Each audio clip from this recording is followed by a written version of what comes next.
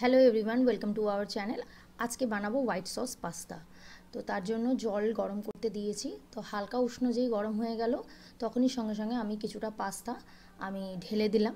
তারপরে যেই একটু গরম হলো তখন তার মধ্যে আমি একটু নুন ছড়িয়ে দিলাম।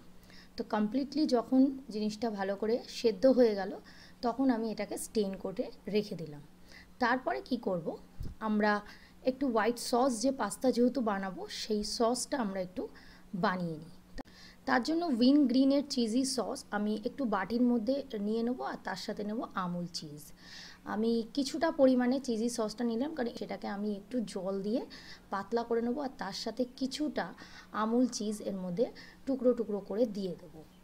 তারপর কড়াই গরম করতে দিয়ে তার মধ্যে কিছুটা রিফাইন্ড অয়েল দিয়ে তাতে একটু রসুন কুচি আর একটু লঙ্কা কুচি ভালো করে আমি থেতো করে নিয়েছিলাম। থেতো করে নিয়েই তোমরা দিও, কুচোনো করার থেকে থেতো করে দেওয়াটা বেশি টেস্টি হবে। তারপরে সেদ্ধ করা পাস্তাগুলো হালকাভাবে নাড়াচাড়া করার পর সামান্য একটু নুন দিয়ে আর তার সাথে যে সসটা লিকুইড করে রেখেছিলাম সেইটা দিয়ে দাও, তার উপর একটু গোলমরিচ ছড়িয়ে দাও, তারপরে ব্যাস স্টার করতে থাকো।